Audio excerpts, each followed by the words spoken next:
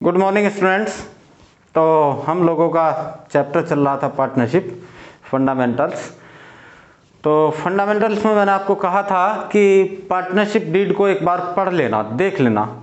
लेकिन जब मैंने सिलेबस देखा तो पार्टनरशिप डीड से क्वेश्चन बहुत आते हैं, तो इसलिए फिर आज सोचा कि आज आपको पार्टनरशिप डीड की एक अच्छी सी पूरी जानकारी दे दी जाए।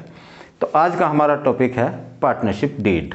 बेसिकली पार्टनरशिप एक्ट 1932 के अनुसार पार्टनरशिप डीड का बनाना आवश्यक नहीं है, यानी लीगली वो एक पार्टनरशिप डीड रिटन डॉक्यूमेंट हो सकता है और ओरली भी पार्टनरशिप डीड बनाई जा सकती है। लेकिन ओरली बनाना और उसको एक पेपर पर बनाना, उन दोनों में थोड़ा डिफरेंस है। अगर लिखित होगा, रिटन डॉक्यूमेंट होगा, तो कल आने वाले समय में कभी भी कोई डिस्प्यूट पार्टनर्स के या किसी थर्ड पार्टी के साथ कोई होता है तो एक कोर्ट में एक अच्छी स्टेक आपको मिल जाती है और इससे बहुत सारे क्वेश्चंस जो है पार्टनरशिप डीड पर बनते भी हैं। तो आज का हमारा टॉपिक है partnership deed. Basically partnership deed में वे सभी चीज़ें लिखी जाती हैं कि फर्म क्या काम करेगी, कैसे करेगी, तो उसी के संबंध में हम चर्चा करते हैं। तो इसमें फर्स्ट जो है पार्टनर्स, यानी कि पार्टनरशिप डीड का जो पहला बिंदु है फर्स्ट, उसमें पार्टनर्स के नाम, उनके एड्रेस, फर्म में जितने भी पार्टनर्स हैं उन सभी के नाम, उन सभी के एड्रेस और उन सभी के फ़ोन नंबर या उनका कॉन्ट्रैक्ट एड्रेस, या एक तरीके से हम कह सकते हैं कि परमानेंट एड्रेस और जो उनका उस समय का एड्रेस है, वे दो सभी एड्रेस उसमें लिखे जाते हैं। तो पहला पॉइंट है हमारा पार्टनरशिप डीड का कि कितने फर्म में कितने पार्टनर होंगे और उनके सभी एड्रेस वगैरह, ताकि उनसे फर्म कभी भी किसी भी समय कांटेक्ट कर सके। सेकंड है फर्म्स नेम। फर्म का नाम क्या होगा? फर्म का नाम बेसिकली पार्टनर्स डिसाइड करते हैं आपस में मिलके कि हम फर्म को हमारी फर्म को इस नाम से जाना जाएगा या हमारी फर्म का ये नाम होगा। तो सेकंड हुआ फर्म का नाम। थर्ड है बिजनेस ऑफ पार्टनरशिप फर्म। बहुत इंपॉर्टेंट है कि फर्म कौन सा बिजनेस करेगी। यहाँ पर एक चीज़ बहुत इंपॉर्टेंट है।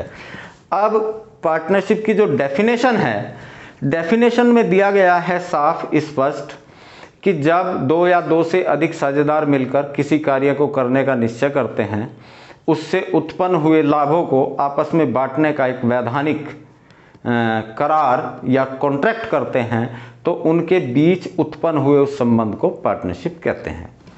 तो यहाँ पर वैधानिक शब्द जो है, लीगल शब्द, बहुत मायने रखता है। मैं एक छोटा सा एग्जांपल आपको देता हूँ। सपोज करिए दो व्यक्ति आपस में मिले, उन्होंने कहा कि आज से हम पार्टनरशिप में काम करते हैं और हमारा काम क्या होगा, जिस मोहल्ले की जितनी भी सारी स्ट्रीट लाइट हैं उन सभी को उतारेंगे। उतारने के बाद में सुबह जाके चोर बाज़ार में बेच देंगे और बेचने के बाद में उससे जो हमें अर्निंग होगी उसे आपस में बांट लेंगे। बेसिकली उनके एक मोटिव तो उनका पूरा हो रहा है कि उस बिजनेस से उन्हें क्या हो रहा है, लाभ हो रहा है। लेकिन क्या यह बिजनेस लीगल है? लीगल है यह बिजनेस? लीगल नहीं है। तो फर्म का बिजनेस कैसा होना चाहिए?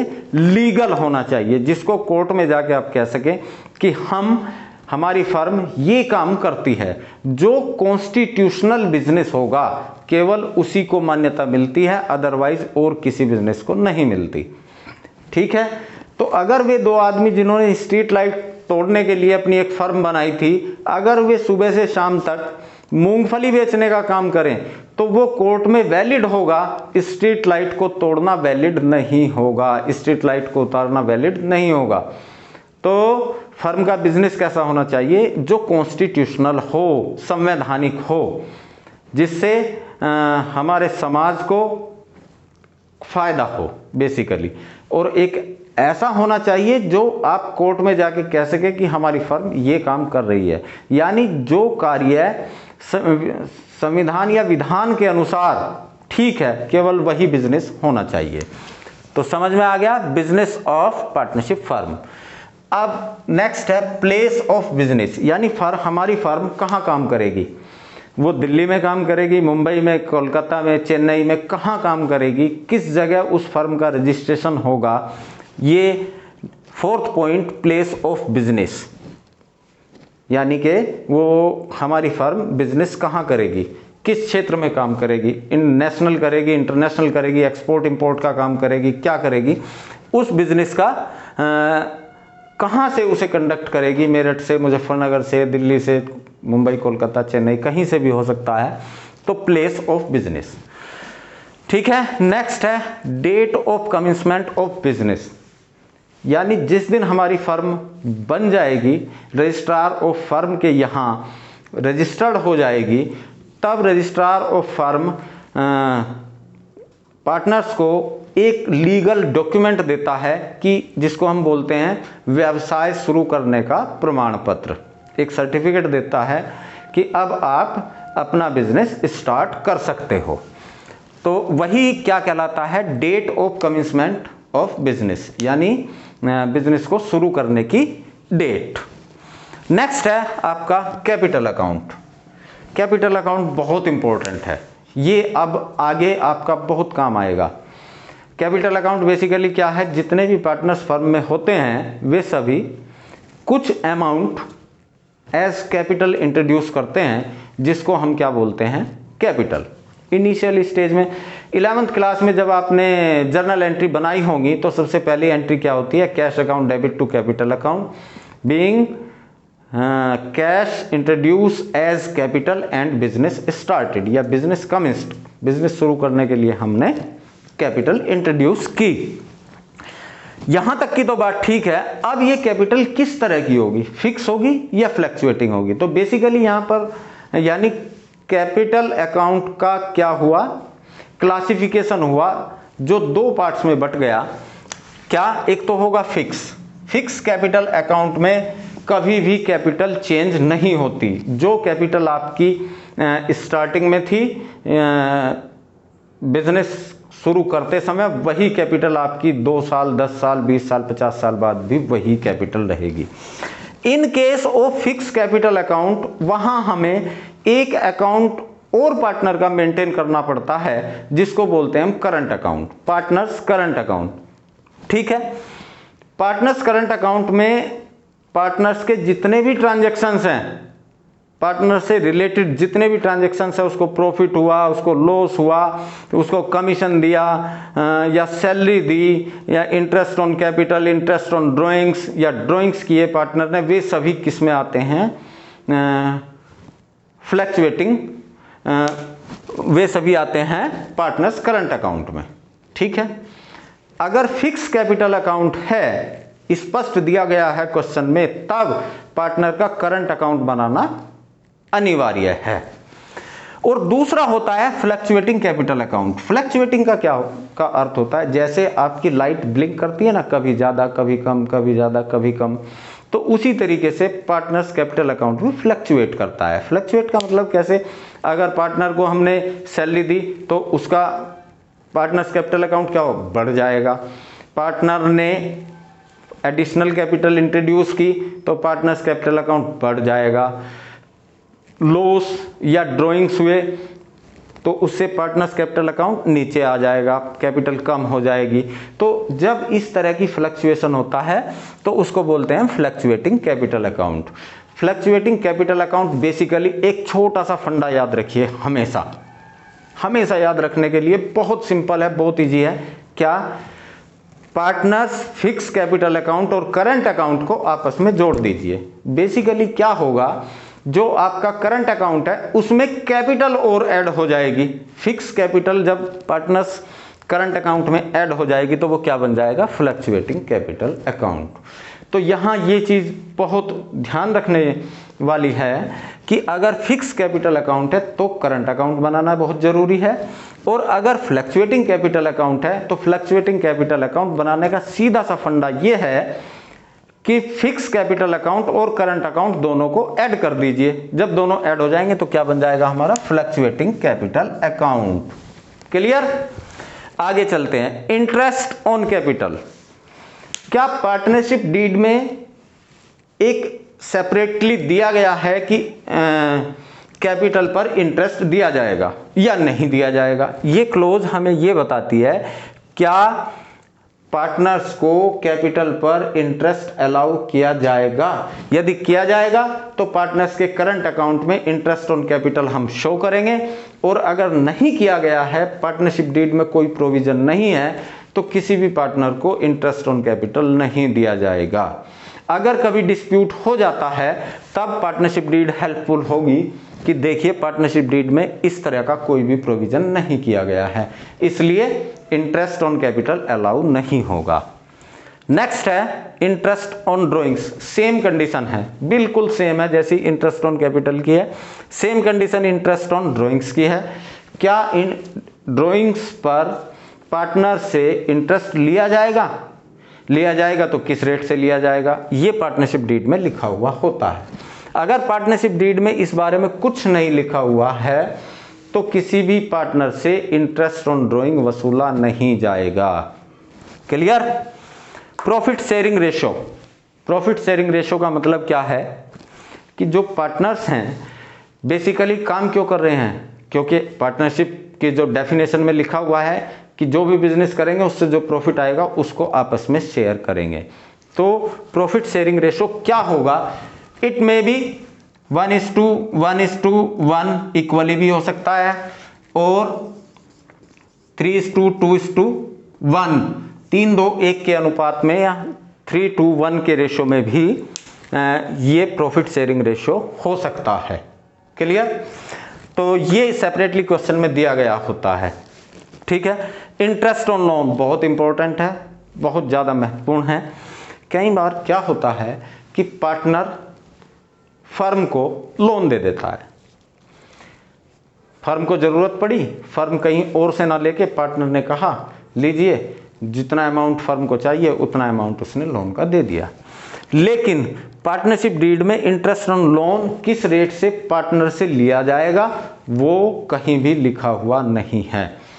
इस कंडीशन में अगर पार्टनरशिप डीड में नहीं लिखा हुआ है तब भी हम interest on loan, interest on partners loan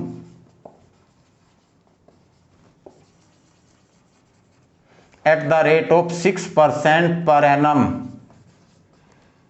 यानी कि उस पार्टनर को 6% की रेट से इंटरेस्ट ऑन लोन का पेमेंट करेंगे। क्लियर? ये ध्यान रखने वाली बात है कि अगर पार्टनरशिप डीड में रेट दी गई है तो उसी रेट से कैलकुलेशन करेंगे, अगर रेट नहीं दी गई है तो कितना होगा? 6%, याद रखिएगा। Remuneration to partner. बहुत से पार्टनर क्या हैं, फर्म में अपनी एबिलिटी के अनुसार कार्य करते हैं, बहुत काम करते हैं। अगर किसी सपोज करो कोई फर्म मार्केटिंग का काम करती है और किसी पार्टनर को बड़ी अच्छी जानकारी है मार्केटिंग की, सेल्स की, और वो सेल्स या मार्केटिंग में अपना टाइम डिवोट करता है और फर्म को एक्स्ट्रा प्रॉफिट भी अर्न होता है, तो ऐसी कंडीशन में कई बार क्या होता है कि फर्म पार्टनर को रेम्यूनरेशन या इंटरेस्ट, रेम्यूनरेशन या उसको कमीशन कुछ इस टाइप का दे देती है। अगर पार्टनरशिप डीड में इसका प्रोविजन है तो ही पार्टनर को रेम्यूनरेशन दिया जाएगा, अदरवाइज बिल्कुल नहीं दिया जाएगा। नेक्स्ट है valuation of goodwill. Basically goodwill है क्या, यहां मैं केवल बहुत ज़्यादा इलेबरेट नहीं करूंगा, यहां इतना बताऊंगा कि आपने देखा होगा आपके आसपास 10-15 दुकानें होंगी घर के आसपास, तो जब आप कोई सामान खरीदने जाते हो तो आप पेरेंट्स कहते हैं कि उसकी दुकान से लेके आना, ठीक है। अगर वो दुकान बंद है तो मत लेके आना, क्योंकि दूसरे किसी शॉपकीपर से अगर आप खरीदते हो तो हो सकता है उसके यहाँ सामान अच्छा ना मिलता हो, जिसके यहाँ आपके पेरेंट्स ने कहा उसके यहाँ सामान अच्छा मिलता है। इसी वजह से आपने एक दिन पोस्टपोन तो किया, लेकिन सामान उसी दुकान से खरीदा, तो यही चीज क्या कहलाती है? गुडविल कहलाती है। अब इस गुडविल की वैल्यूएशन कैसे की जाती है? इसके 4-5 मेथड हैं गुडविल की वैल्यूएशन के, तो उस मेथड के बारे में पार्टनरशिप डीड में दिया गया होगा कि गुडविल की वैल्यूएशन कैसे की जाएगी, उसी के अनुसार हम गुडविल की वैल्यूएशन करेंगे। वैल्यूएशन ऑफ एसेट्स, तो एसेट्स की वैल्यूएशन का मेथड भी दिया गया होगा, बुक वैल्यू और मार्केट वैल्यू, बुक वैल्यू और market value whichever is higher या विच एवर इज लेस, जो उनसी कम होगी उसको लेंगे। ये भी हमें कहाँ दिया गया होगा? पार्टनरशिप डीड में प्रोविजन दिया गया होगा। अब आता है सेटलमेंट ऑफ अकाउंट्स।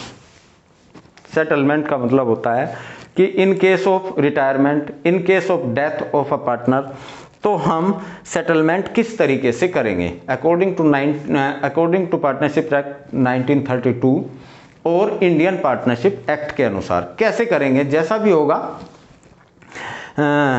या गार्नर वर्सेस मरे के केस में करेंगे, जैसा भी होगा वो प्रोविजन हमें पार्टनरशिप डीड में दिया गया होगा। नेक्स्ट है अकाउंटिंग पीरियड। अकाउंटिंग पीरियड क्या होगा? बेसिकली अकाउंटिंग पीरियड 1 ईयर का होता है। तो इस 1 ईयर में हम 2 तरीके से अकाउंट मेंटेन कर सकते हैं। एक तो करते हैं हम फाइनेंशियल ईयर के अनुसार, एक करते हैं कैलेंडर ईयर के अनुसार। यानी कैलेंडर ईयर के अनुसार हम अपने अकाउंट मेंटेन करेंगे या फाइनेंशियल ईयर के। तो फाइनेंशियल ईयर कब से शुरू होता है? 1 अप्रैल से शुरू होता है और 31 मार्च को खत्म होता है। ठीक है, ये होता है फाइनेंशियल ईयर। और कैलेंडर ईयर कौन सा होता है? 1 जनवरी से स्टार्ट होता है और 31 दिसंबर को समाप्त हो जाता है। तो किस अनुसार हम अपने अकाउंट्स मेंटेन करेंगे, ये प्रोविजन भी कहाँ होगा? हमारी पार्टनरशिप डीड में दिया गया होगा। Rights and duties of partner, किसी भी पार्टनर को क्या क्या अधिकार दिए गए हैं, वो एक्टिव पार्टनर है या नॉन एक्टिव पार्टनर है, फर्म के बिजनेस में पार्टिसिपेट करेगा नहीं करेगा, या क्या उसके अधिकार होंगे, राइट्स क्या होंगे, ड्यूटीज क्या होंगी, वो सभी भी किसमें? पार्टनरशिप डीड में दिया जाता है। 17th है आपका ड्यूरेशन ऑफ पार्टनरशिप, यानी फर्म पार्टनरशिप की अवधि क्या होगी, समय क्या होगा, कितने दिनों के लिए आपने पार्टनरशिप की को फॉर्म किया है। कई बार क्या होता है कि जैसे कोई पार्टनरशिप फर्म किसी बिजनेस को करती है, बिजनेस या कोई भी व्यापार करती है, जैसे आपने देखा होगा कि रोड कंस्ट्रक्शन का काम है, उसके लिए कोई पार्टनरशिप फर्म की स्थापना हुई, तो कब तक के लिए? जब तक वो रोड बनकर कंप्लीट हुई। जैसे ही वो प्रोजेक्ट पूरा हुआ, उस प्रोजेक्ट को पूरा होने के बाद क्या हुआ? पार्टनरशिप को क्या कर दिया? डिसॉल्व कर दिया। या ऐसा हुआ कि ये पार्टनरशिप फर्म हमारी चलती रहेगी, पार्टनरशिप चलती रहेगी, तो ये ड्यूरेशन जो है पार्टनरशिप डीड में लिखी हुई होती है। नेक्स्ट है बैंक अकाउंट ऑपरेशन, यानी कि फर्म का बैंक में अकाउंट होगा, करंट अकाउंट होगा। करंट अकाउंट पे ऑथराइज सिग्नेटरी कौन होगा? 1 पार्टनर होगा, 2 होगा, 3 होगा, 4 होगा, कौन करेंगे, या कोई 2 करेंगे, तो ये भी हमारा कहाँ? पार्टनरशिप डीड में लिखा हुआ होता है। Death of a partner, next है death of a partner.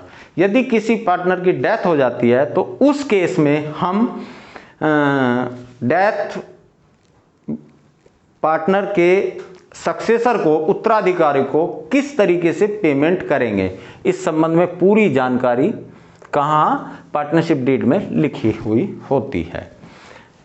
Last 20th point, अगर कभी भी पार्टनर्स के बीच में कोई किसी तरह का डिस्प्यूट होता है तो उस डिस्प्यूट को कहाँ और कैसे शॉर्ट आउट किया जाएगा, या किसी थर्ड पार्टी के साथ कोई डिस्प्यूट होता है तो किस कोर्ट में और कहाँ उस डिस्प्यूट को सॉल्व किया जाएगा, इस संबंध में ये जानकारी होती है।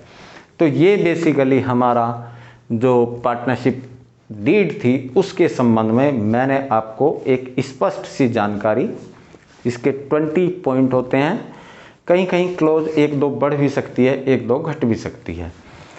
तो बेसिकली इससे मैं समझता हूँ 2, 3, 4 नंबर का क्वेश्चन ज़रूर आता है।